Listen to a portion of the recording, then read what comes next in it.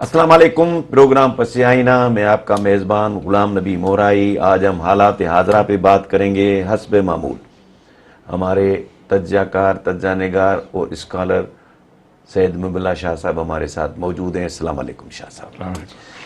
شاہ صاحب، ناظرین کو میں خاص طور پہ یہ بھی بتاتا چلوں کہ ہم لوگ کوشش کرتے ہیں کہ چھوٹی چھوٹی باتوں میں نہ جائیں. ہم جو اس کے میجر پہلوز ہیں جس کو جو قابل توجہ ہیں ہمارے لیے بھی، قوم کے لیے بھی اور ناظرین کے لیے بھی، ان پہ ہم بات کرتے ہیں. تو لہٰذا ہمارا یہ پروگرام اپنی نوعیت کا پروگرام ہے. بالکل. جب حالات حاضرہ پہ بات کرتے ہیں تو آج کل حالات جو پاکستان کی سیاست میں ہے، پاکستان کی نام نہاد جمہوریت میں ہے، ایک جمود سا آ گیا ہے ہر چیز میں. گزشتہ چند ماہ سے لگتا ایسے ہے کہ یہ وطن کسی کا نہیں ہے. یہ وطن اس لیے آیا ہے کہ ہم اپنی من مستیاں کریں. آفٹر آل یہ جتنے جلسے ہو رہے ہیں، جس کے بھی ہو رہے ہیں، اس پہ پیسے خرچ ہو رہے ہیں، ویسٹ ہو رہے ہیں. یہ پبلک منی ہے، کہیں نہ کہیں سے تو آتی ہے. رشوت کا پیسہ بھی تو پبلک منی ہے. تو یہ مجھے سمجھ نہیں آ رہی ہے کہ ہم کہتے ہیں جب 23 مارچ آتا ہے، 14 اگست آتا ہے تو ناچتے ہیں یہ پاکستان کا مطلب کیا، لا الہ. جب ہم لا الہ کی بات کرتے ہیں تو اللہ کے حکم کو توبہ نوز باللہ ہم مانتے ہی نہیں کہ اللہ نے کیا کہا ہے کہ کس طرح کرو، دنیا میں کس طرح چلو. ایک تو یہ ہے. دوسرا، ہم اگر اس پہ توجہ دیتے ہیں کہ کریکٹر ایسیسینیشن، ہر ایک کے کریکٹر پہ، ذاتی زندگی پہ بھی تبصرہ ہوتا ہے، ذاتی بات پہ بھی بات چلتی ہے. کسی بھی ملک میں، دنیا کے کسی ملک میں ہر روزانہ 3-4 جلسے ہیں. اب آفٹر آل ان جلسوں پہ خرچہ ہوتا ہے اور ایک دوسرے کو ایک توبہ نعوذ باللہ وہ ہم جیسے کہیں نا کہ اسی زبان استعمال کرتے ہیں جو کسی طرح ابھی اس زبان کو ہم نہیں کہہ سکتے کہ مہذب زبان ہے.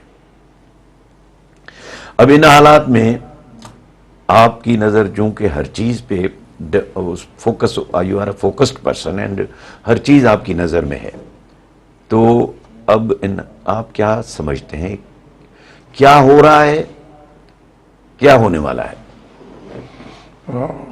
بہت خوب.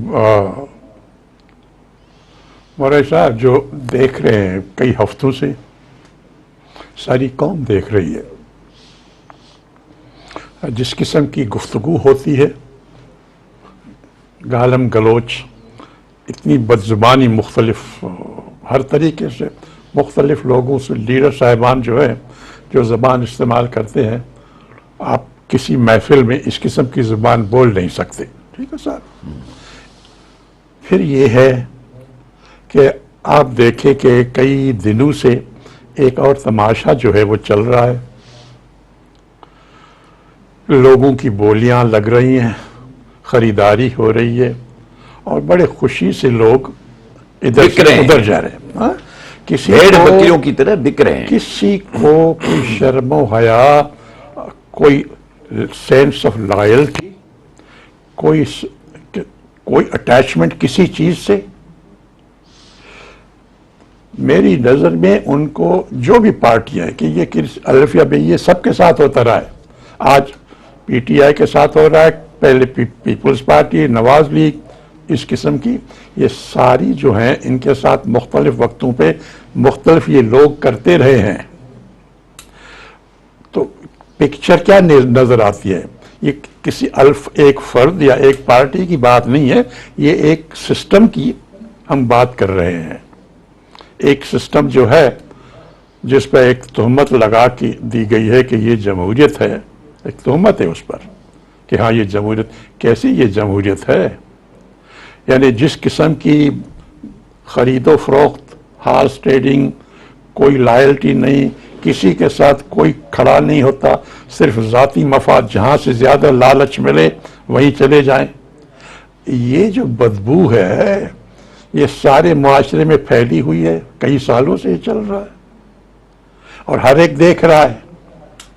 اور جو نگہبان ہیں جمہوریت کے، ہمارے پارلیمنٹیرینز جو ہیں، سوائے ان چند جو ہیں وہ آنریبل لوگ کسی اصول کے ساتھ ہیں، باقی صرف اپنی ذاتی مفاد کو دیکھتے ہیں۔ ان کے پارٹی کا مینیفیسٹو کیا ہے؟ میرے خیال میں بہتوں نے کبھی پڑھا ہی نہیں ہوگا کہ کیا ہے، نہ اس کے ساتھ ان کی کوئی لائلٹی ہے مینیفیسٹو کے ساتھ۔ میرے خیال میں میں نے جو دیکھا ہے ان کو، اپنے لیڈر کے ساتھ بھی وہ وفادار نہیں ہیں، اپنے لیڈر کے ساتھ بھی اس وقت تک وفادار ہیں جب تک ان کا ذاتی مفاد اس لیڈر کے تھرو چلتا رہے گا۔ اگر وہ سمجھتے ہیں کہ اس لیڈر سے میرا ذاتی مفاد اب آگے نہیں چلے گا تو دوسرے دن ادھر چلے جائے گے۔ اچھا، یہ کافی برسوں سے ہو رہا ہے۔ افسوس جو ہے کہ اس بات کو روکنے کی کوئی کوشش نہیں کر رہا۔ سب دو ادارے ہیں جو اس کو روکنے کی جن کو طاقت ہے قانوناً۔ ایک تو پارلیمنٹ جو ہے وہ ایک قانون پاس کرے، اگر ممبر صاحبان جو ہیں دونوں پارٹیز کی، دونوں سائیڈوں کی، ٹریجری ہو یا اپوزیشن ہو، آج کی ہو یا 5-10 برس پہلے کی ہو، ایک قانون پاس کریں کہ بھائی یہ جو ہے یہ ہارس ٹریڈنگ، یہ بیچنا اور خریدنا، یہ لائلٹیز کو بیچ دینا کبھی ادھر کبھی ادھر، اس کا سدباب اس طرح ہم کرتے ہیں کہ یہ قانون پاس کرتے ہیں اور اس پہ قدغن لگائے اس قسم کی چیزوں پر، اور اگر کوئی کرے تو اس پر 7 سال 10 سال تک کوئی پابندی ہو کہ آپ نے اتنا بدنام کیا ہے جمہوریت کو، ہارس ٹریڈنگ سے، دکانداری سے، خرید و فروخت سے، لائلٹیز کو تبدیل کرنا، آج ادھر ہے کل ادھر ہے۔ اور اسی پہ یاد آتا ہے ایک خاتون کا کل کی تصویر آئی، نام نہیں لیتے، وہ 2008 میں فلاں پارٹی کے ساتھ تھی، ٹھیک ہے صاحب، وزارت ملی، گھومے گھامے عیش کیا، پھر اس سے پہلے ایک اور پارٹی کے ساتھ تھی، پہلے ادھر تھی، مشرف کے زمانے میں کسی اور پارٹی کے ساتھ، میں کسی اور زمانے کی تھی، پھر پیپلز پارٹی کے ساتھ آ گئی، پھر جب دیکھا کہ پی ٹی آئی کا جو زور ذرا رائزنگ ہے تو پھر پی ٹی آئی میں آ گئی، وہاں پہ بھی وزارت کے مزے لیے۔ اب سنا ہے کہ وہ کہہ رہے ہیں کہ اب نون لیگ ہے، اب ان کی باری ہے تو ادھر ہے۔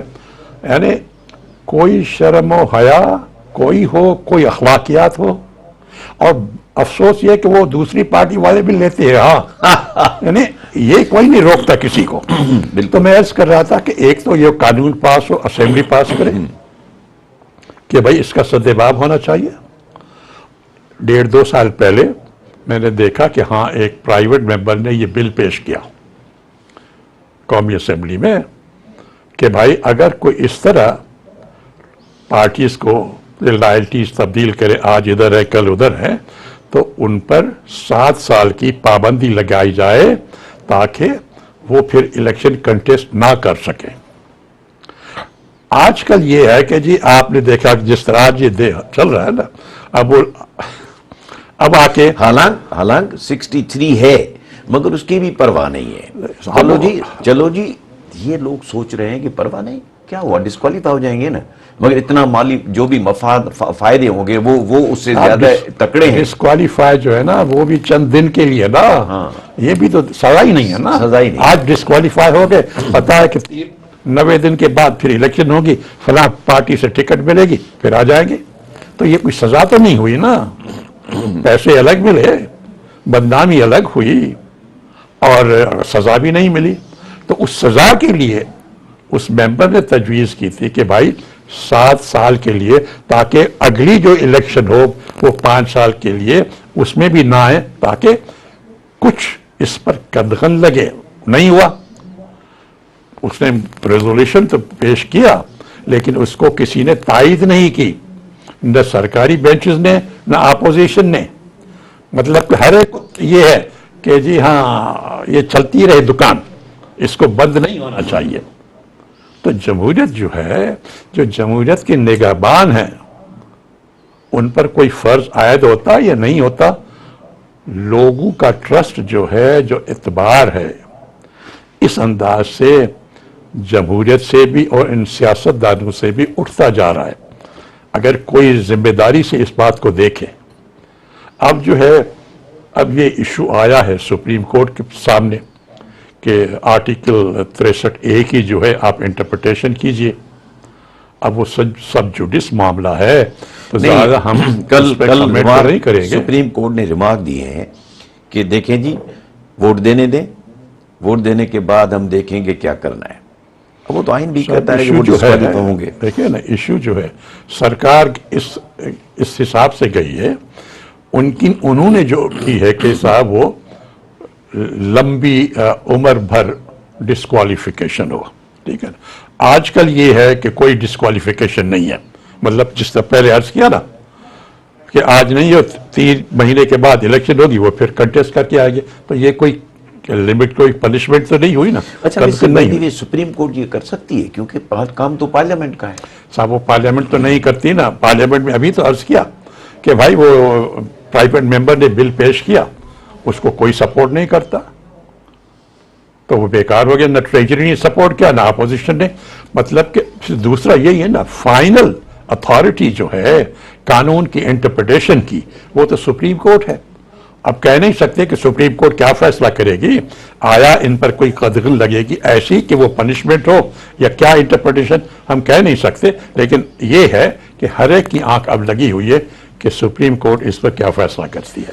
ناظرین ملتے ہیں وقفے کے بعد.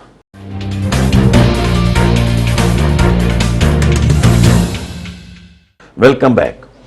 شاہ صاحب، پاکستان کی سیاست میں ویسے گھر ہو، فرد ہو، مقروض جو ہے وہ اس کی اپنی کیا مرضی. ہم مقروض ملک ہیں، لہذا باہر کے ملکوں کی بھی مداخلت ہے. کل کی تقریر میں پرائم منسٹر نے، عمران خان نے جو بات کی کہ ذوالفقار علی بھٹو کو والی جو صورتحال تھی، جو اس کو صورتحال تھی، اور جس میں اس زمانے میں یہ تھا کہ ہمارے سامنے ہی ہوا تھا، پی اے نے بنا تھا، پاکستان نیشنل الائنس اس طرح کا بنا تھا، 9 ستارے کہتے تھے، 9 جماعتیں مل گئی تھی، جس طرح بھی سب جماعتیں مل گئی ہیں. اور وہ کہہ رہے ہیں کہ مجھے جس طرح بھٹو صاحب کو کے خلاف سازش ہوئی، اب میرے خلاف وہ سازش ہے کہ وہ جو ملک ہیں وہ مجھے ہٹانے پہ تلے ہوئے ہیں، یا جب وہ تلے ہوئے ہیں تو کچھ ادارے ان سے ملے ہوئے ہیں. anyway ذوالفقار علی بھٹو کو خراج تحسین پیش کیا انہوں نے کہ وہ بہادر تھے اور انہوں نے مقابلہ کیا. اب بات یہ ہے کہ اگر اس طرح جس طرح انہوں نے بات کی ہے، یہ جو باہر کا انٹرفیرنس ہے، ملکوں کا انٹرفیرنس ہے، میں نے تو کہہ دیا کہ جو قرضہ لے گا اس کا کیا اپنی ذاتی عزت ہوگی یا کچھ توقیر ہوگی، مگر اب مجھے یہ بتائیں کہ اس کو آپ کس طرح دیکھ رہے ہیں جو مداخلت ہوتی ہے ہمارے ملک کے اندرونی معاملات میں. صاحب میں کہاں سے یہ داستان غم جو ہے شروع کروں، میں سوچ رہا ہوں کہاں سے شروع کروں. چلو میں 53 سے شروع کرتا ہوں. پاکستان کے وزیر اعظم تھے محمد علی بوگرا صاحب.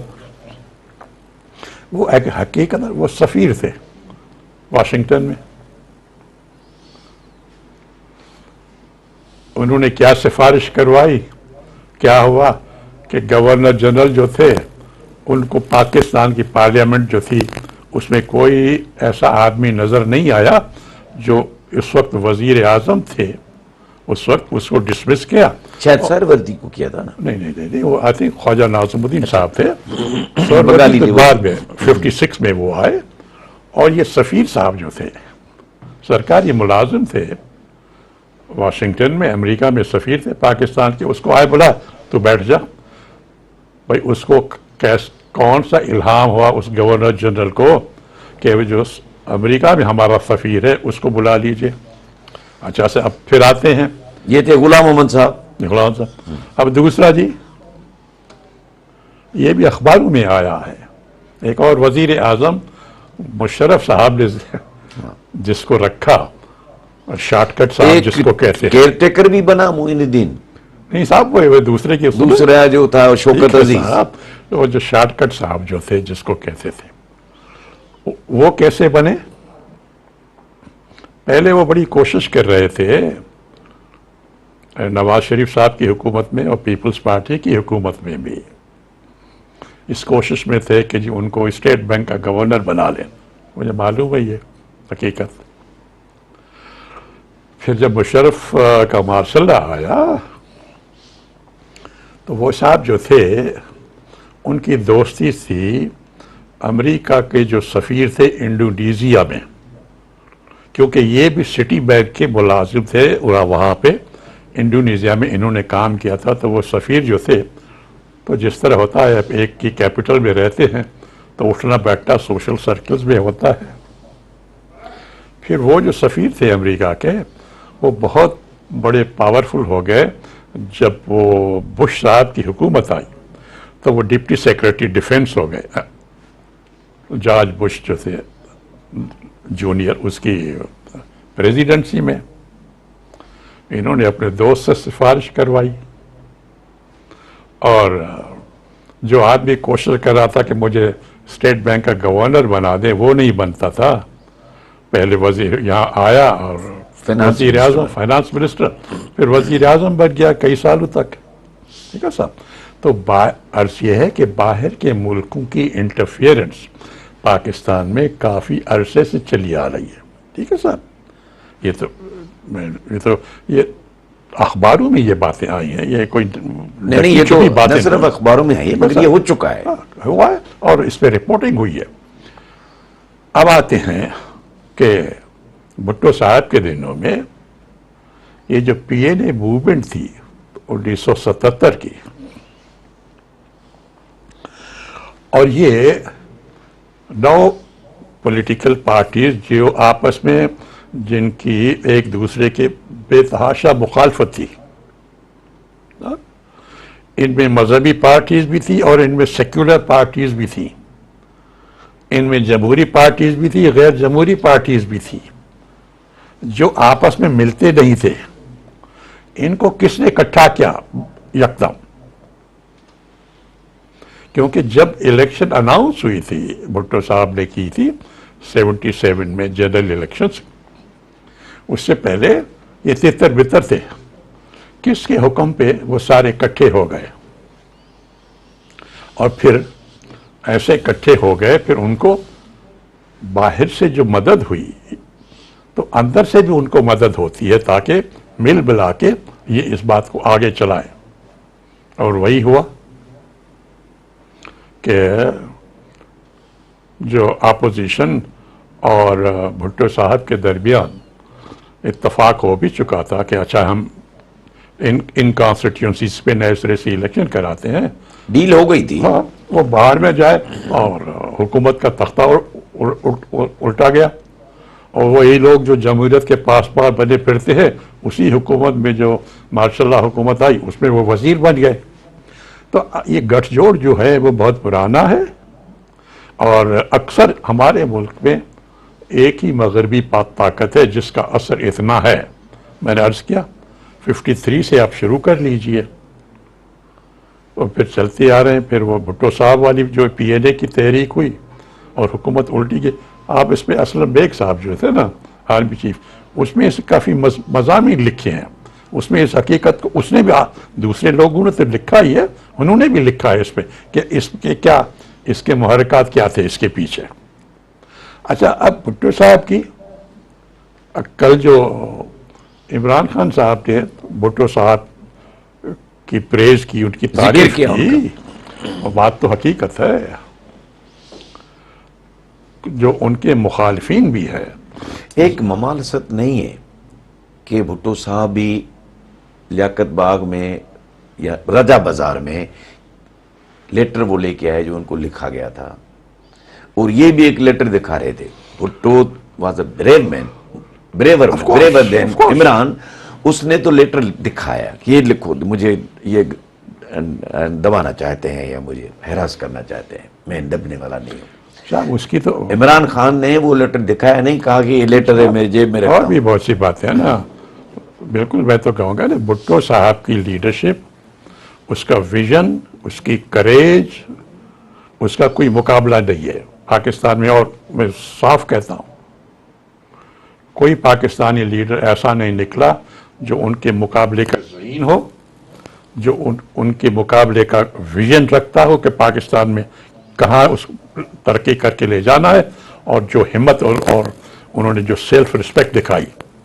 سب سے یہ بڑی لاہور بات میں سب بات سے تھی. بڑی بات کہ آج تک پاکستان میں ہی ڈائیڈ اے بریو مینس ڈیتھ, ایسا پاور میں ہوتے ہوئے کسی نے قبول نہیں کیا. بالکل تھرو آؤٹ ویری آنریبل مین, اور ہمارے لیے یہ فخر کی بات ہے. بالکل میں ایک لحاظ سے جونیئر افسر تھا, لیکن میرے پاس ایسے بھی فوٹو پڑے ہیں جو 1962 سے ہے.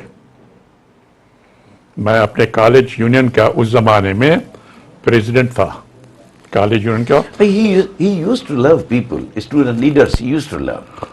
Was president of students union, تو believe me جب وہ پریزیڈنٹ ہوا, مارشل آرٹ ایڈمنسٹریٹر ہوا, 2 بار حیدرآباد آیا, دونوں بار مجھے بلایا, اور he insisted کہ نوجوانوں کو انکریج کرتا تھا, لو کرتا تھا. بالکل.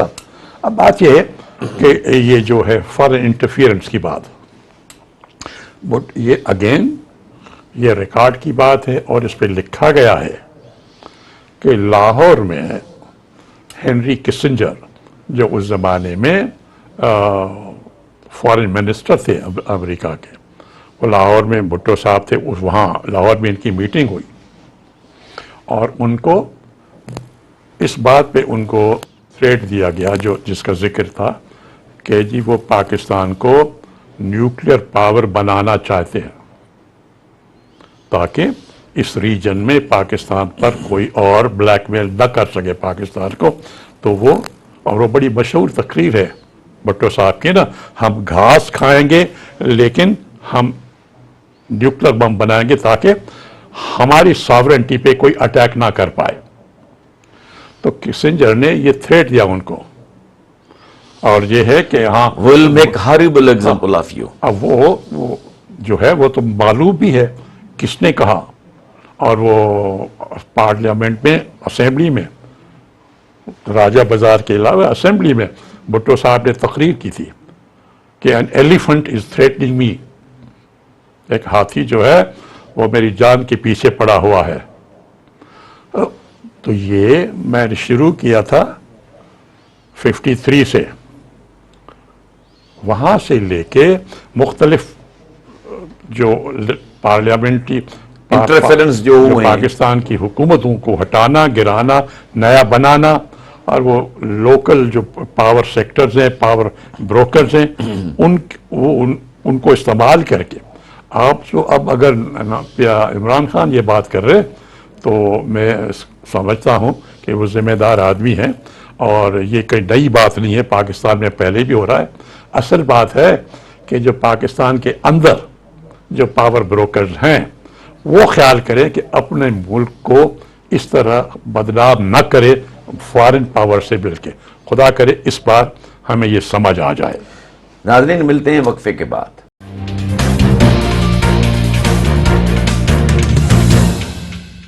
ویلکم بیک ناظرین. شاہ صاحب, روس اور یوکرین کی جنگ کو 1 مہینہ ہو گیا ہے, اب حالات بہتر ہونے کی بجائے بدتر ہو رہے ہیں. روس نے نیٹو کو بھی دھمکی دی ہے کہ میں آپ کے اوپر حملہ کروں گا اگر آپ لوگ نہ سدھرے تو, اور ساتھ ساتھ جو پابندیاں امریکہ نے لگائی ہیں اس کو ترکی نے بھی اگنور کیا, بولے جی ہم ان پابندیوں کے پابند نہیں, ہم نہیں کریں گے اس پابندی, آپ کی پابندی کا احترام. ادھر سے پولینڈ نے جاسوسی کے الزام میں کوئی 45 روسی سفارتکار ان کو فارغ کیا ہے. اب یہ جو معاملہ ہے بجائے رکنے کے, کم ہونے کے, بڑھتا جا رہا ہے. اس کو آپ کس طرح کیا سمجھتے ہیں کہ آفٹر آل یا ایونچولی کیا ہوگا, کیا بنے گا؟ صاحب یہ جو ہے صورتحال بالکل جس طرح آپ نے کہا نا, بہتر ہونے کے بجائے بدتر ہوتی جا رہی ہے. اور پچھلے 1 ہفتے کے اندر 3-4 بڑی ایسی ڈیولپمنٹ ہوئی ہیں جس سے یہ خدشات اور بڑھ رہے ہیں. ایک تو یہ ہوا کہ امریکی صدر بائیڈن صاحب وہاں سے یورپ آ گئے.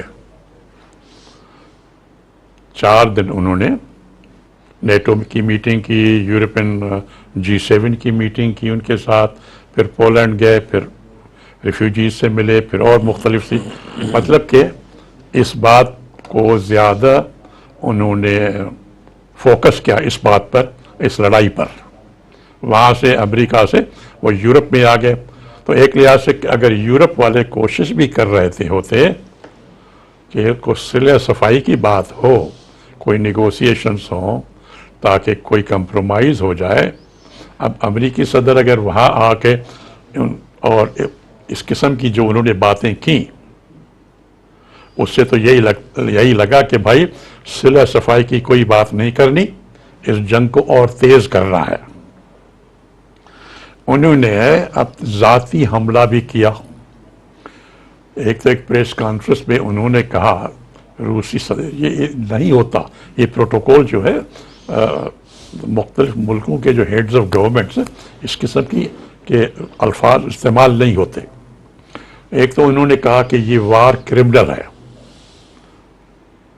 روسی صدر کے متعلق امریکی صدر نے کہا کہ یہ وار کرمنل ہے.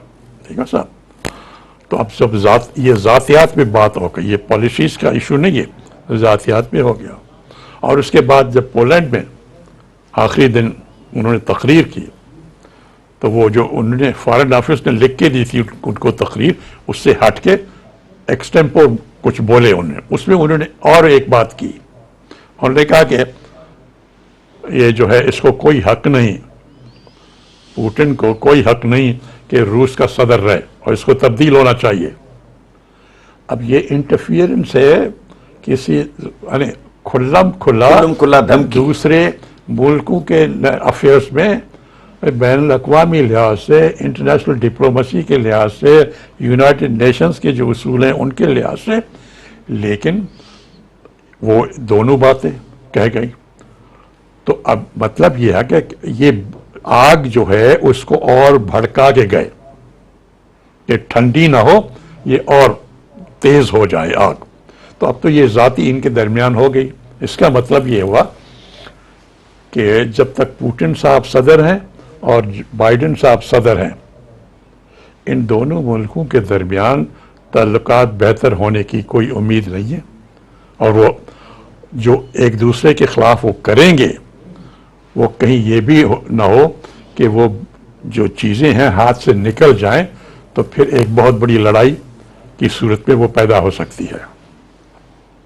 دوسری بات جو ہوئی, بڑی اہم سی بات ہے, وہ یہ تھی کہ روسی جنرل جو ہیں, جو ڈپٹی ڈیفنس منسٹر اٹھ گیا, انہوں نے ایک بڑی اہم پریس کانفرنس کی. یہ بھی ضروری ہے ناظرین کے لیے. اس میں انہوں نے جس طرف اشارہ کیا وہ یہ تھا کہ جو ایسٹرن یوکرین ہے اس کا مشرقی حصہ, جس کو وہ ڈونباس ریجن کہتے ہیں, ان کی اس پریس کانفرنس سے یہ لگا کہ روس کی یہ کوشش ہے کہ وہ ڈونباس ریجن جو ہے ایسٹرن یوکرین کی, اس پہ پورا کنٹرول ہو جائے اور وہ ایک الگ ریاست بن جائے یوکرین سے الگ ہو کے. اور یوکرین کے ہی ایک انٹیلیجنس کے جو سربراہ ہیں, ان کا بھی ایک اسٹیٹمنٹ آیا کہ جو باتیں چل رہی ہیں, کیونکہ روس اور یوکرین کی کچھ نہ کچھ نیگوسیشنز ہوتی رہتی ہیں, اور بیلاروس اور یوکرین کی بارڈر پہ. تو ان کا تھا کہ جی لگتا یہ ہے کہ روس چاہتا ہے کہ جس طرح کوریا کو ڈیوائیڈ کیا گیا, نارتھ کوریا اور ساؤتھ کوریا دو الگ ممالک ہو گئے. نارتھ کوریا روس کی دوستی میں چلا گیا, ساؤتھ کوریا امریکہ کی دوستی میں چلا گیا, اور یہ سیکنڈ ورلڈ وار 1951-52 کے بعد کی بات ہے. تو وہاں ابھی تک یہی صورتحال ہے. تو ان کا تھا کہ جی روس کی یہ کوشش ہے کہ یوکرین کو بھی دو حصوں میں اسی انداز سے کرے, وہ جو ایسٹرن یوکرین الگ ملک بن جائے جو روس کے ساتھ ہو, اور یہ جو ہے ویسٹرن یوکرین باقی وہ بھلے ایک الگ ملک ہو. اور اس بات پر بھی کہ یہ ویسٹرن یوکرین جو ہوگا وہ نیوٹرل ہوگا، مطلب کہ نیٹو کا ممبر نہیں بنے گا۔ اب یہ باتیں ہیں جس کے متعلق یہ مختلف سی یوں کہیں کہ آئیڈیاز ہیں جو فلوٹ کر رہے ہیں ڈسکشن کی ٹیبل پہ۔ یہ الٹیمیٹ کیا ہوتا ہے تو یہ آگے چل کے پتہ چلے گا، لیکن ایک سپر پاور تو چاہتا ہے کہ فی الحال لڑائی چلتی رہے، جس طرح ہم نے پہلے بھی کہا تھا بیچ میں تو مارے جا رہے ہیں یوکرین کے لوگ، اور اس ملک کی جو انفراسٹرکچر، اسکول، راستے، روڈ، بلڈنگز وہ تباہ ہو رہی ہیں۔ باہر وہ تماشا ہی دیکھ رہے ہیں اور ان کو کہتے ہیں کہ اچھا جو یہ ہتھیار چاہیے ہم دے دیں گے آپ کو، لیکن لڑتے رہو۔ تباہی اس کی ہوتی رہی ہے۔ اب یہ ہے کہ ترکی نے ایک فورم پیدا کیا ہے اور ترکی کے دونوں سے اچھے تعلقات ہیں، روس سے بھی اور یوکرین سے بھی، اور تو انہوں نے اپنا پلیٹ فارم مہیا کیا کہ ہمارے ہاں دونوں ممالک کے پہلے بھی ان کے فارن منسٹرز آئے، سینئر لیول کی گفتگو ہوئی پہلے بھی اور ابھی بھی ایک میٹنگ ہونے والی ہے دونوں کے درمیان۔ تو ایک پازیٹیو رول ترکی ادا کر رہا ہے کہ اس بات کا کوئی تصفیہ ہو۔ کچھ لوگ مغربی ممالک خاص طور پر امریکہ یہ کوشش ہے کہ یہ لڑائی چلتی رہے، صلح و صفائی نہ ہو۔ یورپ والے بھی چاہیں گے کہ صلح صفائی ہو جائے اور کوئی ایگریمنٹ ہو جائے، لیکن وہ اس وقت امریکہ کے زیر اثر بہت ہیں۔ اور ابھی 4 دن وہ بائیڈن صاحب اس وجہ سے 4 دن انہوں نے یورپ میں گزارے کہ بھائی یہ لوگ جو ہیں میرے ساتھ مضبوط رہیں اور یہ نہ ہو کہ امریکی پالیسی سے تھوڑا اختلاف کر کے اور یہ تصفیہ کرانے کی بات کریں۔ باقی جہاں تک وہ اکنامک سینکشنز کی بات ہے تو یورپ والے اس کو فالو کر رہے، امریکہ بالکل فالو کر رہا ہے، سرکاری طور پر امریکن کمپنیز جو ہے وہ بھی کر رہی ہے، لیکن باقی جو ممالک ہیں خاص طور پر ایشیا اور افریقہ وہ نہیں مان رہے۔ آپ نے ترکی کی مثال دی، ترکی وہ سینکشنز کو قبول نہیں کرتا، وہ اپنے جو تجارت ہے وہ تعلقات روس سے برقرار رکھے ہوئے ہیں، ٹریڈ امپورٹ ایکسپورٹ بینکنگ چل رہی ہے اس کی۔ ایران ہے اس کی بھی روس کے ساتھ چل رہی ہے، پہلے بھی ابھی بھی ہے۔ ہندوستان ہے اس نے ابھی تیل خریدا ہے، اس سے پہلے روسی میزائل سسٹم خریدا ہے۔ چین ہے اس نے بھی یہی کیا ہے کہ تعلقات جو ہیں اکنامک ریلیشنز چین اور روس کے وہ چلتے رہیں گے۔ اسی طرح افریقہ کے، اسی طرح ساؤتھ امریکہ کے ممالک ہیں۔ تو ایشیا اور افریقہ میں یہ جو امریکہ نے سینکشنز لگائی ہے ان پہ کوئی عمل نہیں کر رہا، وہ سمجھتے ہیں کہ یہ خرابی ہے۔ اس میں ایک اور ایلیمنٹ ہے بڑا امپورٹنٹ کہ رشیا جب سوویت یونین تھا تو انہوں نے کئی ہتھیار دیے تھے کتنے ملک، ہندوستان کو وغیرہ پاکستان کو سب کو دیے تھے۔ اب وہ ہتھیار صرف وہاں بنتے ہیں، ان کے اسپیئر پارٹس بھی وہاں سے مل سکتے ہیں، ان کی ریپیئر بھی وہاں سے ہو سکتی ہے، تو وہ کس طرح سب چیزوں کو چھوڑ چھاڑ کے اتنا بڑا نقصان برداشت کریں اور ایک ملک کے بڑے ملک کے حکم پہ نہیں کریں گے نا۔ مطلب ہر ایک جو ہے اپنا قومی مفاد دیکھتا ہے۔ دوسرا یہ بھی ہے یہ جو سینکشنز ہیں یہ اقوام متحدہ نے تو منظور نہیں کیے نا بھائی۔ ہاں جب اقوام متحدہ کوئی سینکشنز منظور کرے گی تو وہ لازم ہے ان پر عمل کرنا۔ یہ تو امریکہ نے ایک ملک ہے وہ کہتا ہے کہ آپ سب جو ہیں ہماری بات مانیں اور ہمارے پالیسی پہ چلیں، کچھ چل رہے ہیں کچھ نہیں چل رہے ہیں، اور ان کی یہی ہے کیونکہ بھائی اگر ایسی بات ہے تو آپ اقوام متحدہ کے پاس جائیں، وہاں سے یو این سیکورٹی کاؤنسل اگر کہتی ہے تو پھر بالکل اس پہ عمل ہوگا، لیکن سیکورٹی کاؤنسل نہیں کرے گی۔ کیوں؟ کہ اس میں ویٹو پاور ہے، رشیا کو بھی چائنا کو بھی ویٹو پاور ہے، وہ نہیں ہوگا۔ تو وہ سینکشنز جو ہے وہ اتنے زیادہ نہیں چل رہے۔ صورتحال یہ ہوئی کہ حالات ابھی بدتر ہو رہے ہیں، اور خدا کرے کہ یہ ترکی جو کوشش کر رہا ہے آپس میں تصفیہ کرانے، یہ ایک امید کی کرن یہاں پہ ہے کہ شاید اس سے بات بنے۔ باقی کو کئی لوگ کوشش یہ کر رہے ہیں کہ معاملہ خراب ہو اور لڑائی چلتی رہے۔ ناظرین، پروگرام اختتام پذیر ہوا۔ خدا حافظ۔